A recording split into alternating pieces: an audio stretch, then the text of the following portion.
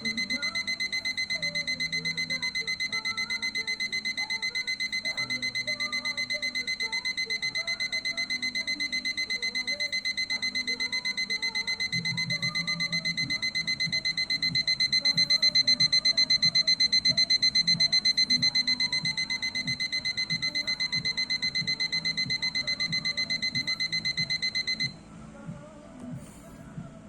alarm oke.